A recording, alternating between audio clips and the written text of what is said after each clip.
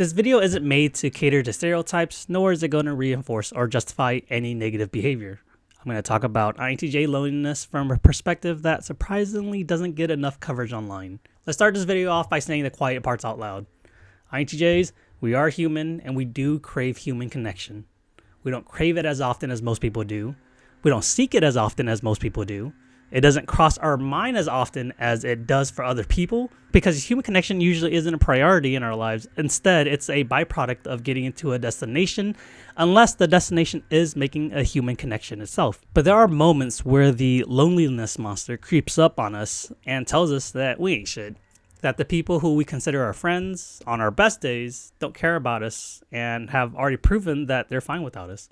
We try to logic out our feelings and say that we don't bring value into our lives, and the reason why they didn't invite us to some random insignificant event isn't because we're usually MIA or decline invitations, but instead because they just don't like us. So we start focusing on the negatives of the friendship, the hurtful thing that one person said that one time a few months ago, and that we pretended that didn't affect us, which it didn't in the moment, but it's been slowly affecting us like poison.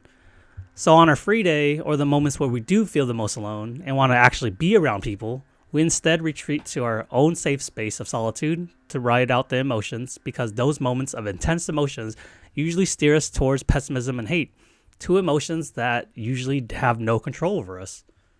And as a result, the easy conclusion is that these people don't care about us, or they don't want to be around us. And as an INTJ, it's easy for us to arrive to this emotional conclusion and mistaken it as logic. The mistaken logic that we're choosing not to be around people that brings us joy, rather than avoiding the uncomfortable truth that we might be an annoyance or just unlovable. And avoidance leads to solitude. Solitude in itself isn't a bad thing because I believe that's when INTJs are at our best. It's only a negative when solitude is a result of avoidance. Whatever the reason might be, I'll loudly admit how shitty of a feeling it is to want to be around people, but not reach out to them because of the fear of annoyance or rejection. Which leads me to the purpose of this video, which is a lesson that I learned from a random person on TikTok when they quoted the following quote: "Annoyance is the price you pay for community, and loneliness is the price you pay for peace." The rest of this video is me weaving in a few popular frameworks in psychology and also reminding everyone that although we do die alone, living is a shared experience. I'm not going to lie to any of you and say that it's easy for me because I still struggle with it every day.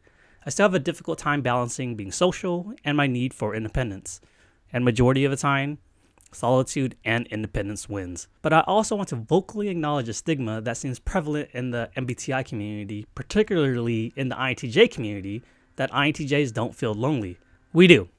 It rarely happens, but it happens more often than we'd like to admit. And when it does, it's one of the worst feelings in the world. And I'm here to tell you that I understand. The eternal self-imposed struggle of wanting to reach out to someone, but also somehow convincing myself not to do it. I still meet new people where I decide that they ain't shit, like they ain't worth my time. But I also have those seemingly random moments where I feel like I have no one. I still want to decline birthday invites because it's around a crowd that I don't particularly get along with, but I don't because the birthday isn't about me. Instead, it's the happiness of the person who invited me.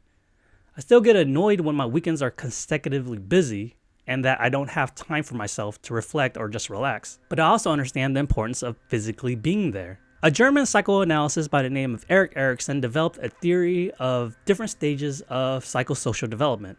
This video is only going to cover one of the 8 stages. And psychosocial means the relationship between a person's thoughts or behaviors and social influences. Being an INTJ doesn't mean that we don't need people. It just means that we're able to ignore our social needs more than other people. We still need emergency contact if something goes wrong. And from my own personal experience, I had car issues living in a state where I didn't know many people.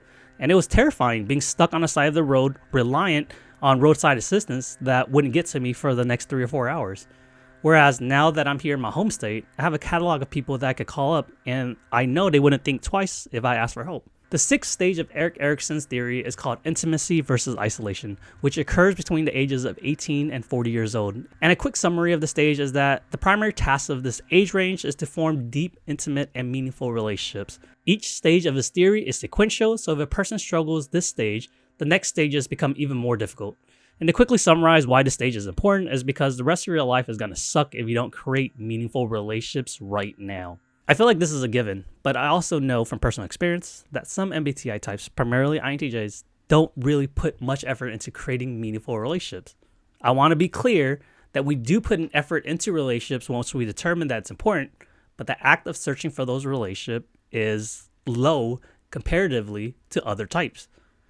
I personally have to constantly remind myself that I am human and that it's okay to seek companionship and that it isn't a weakness, but instead a strength to willingly depend on other people, to relinquish control and trust that others will be able to execute on whatever dependency that you have on them, and also to trust that they won't betray us. INTJs, we still want to be around people because there are certain joys in life or experiences that are enhanced while in a group. Don't get me wrong, I still do solo experiences. I still love solo trips. I still travel alone. But there are concerts or local events like Oktoberfest that just feels better in a group. The failure of the sixth stage leads to the feeling of isolation and loneliness, a feeling that I believe most of us know all too well.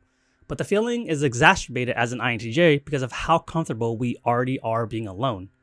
Being dominant NI followed by Mama TE means that we could justify loneliness as long as we're working towards a goal.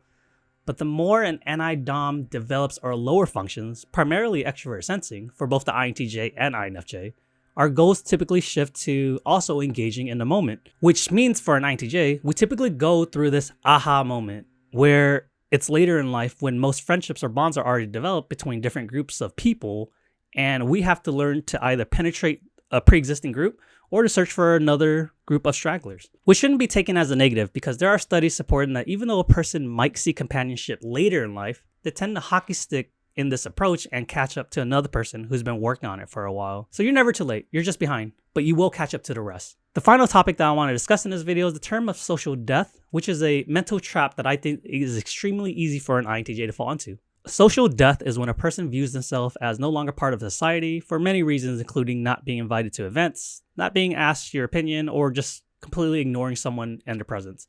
It's a term that's mostly associated with older people closer to death, but I think it's applicable to INTJs that ignore community because of how easy it is for us not to feel human sometimes. It becomes this negative flywheel where our inaction of developing meaningful relationships or fostering current relationships leads to loneliness, which leads to insecurities that prevent us from reaching out, which then leads back to the inaction of developing meaningful relationships.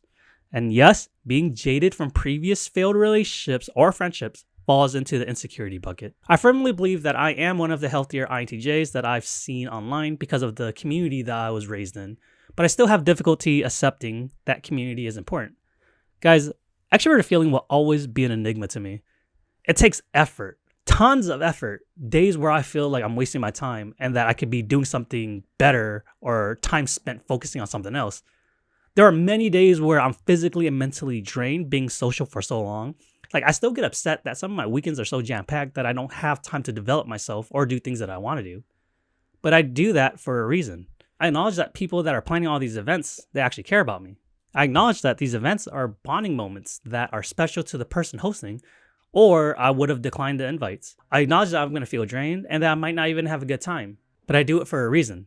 I acknowledge the importance of Erickson's sixth stage, and I prefer to develop intimate relationships rather than continue feeling isolated. I acknowledge that I put myself into social death mode due to my own inaction rather than blaming other people.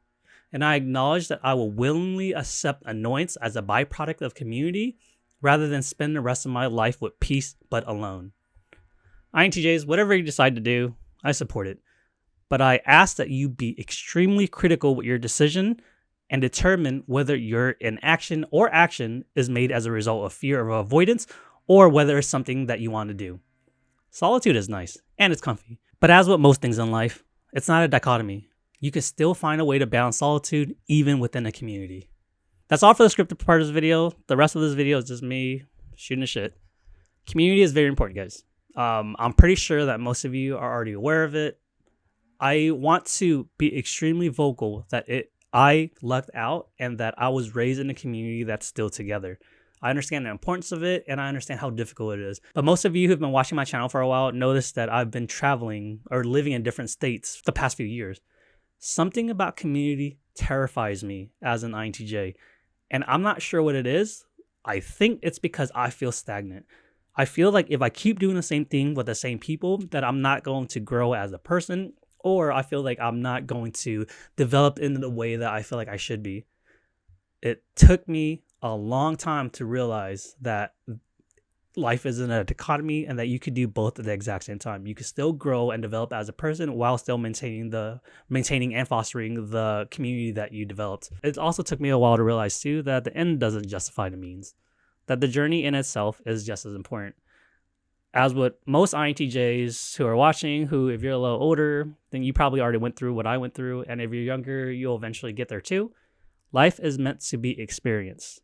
The goals are there to keep you on track, but life happens whether you want it or not. All right, guys, I'm done being preachy. Everyone, it's springtime. Go outside.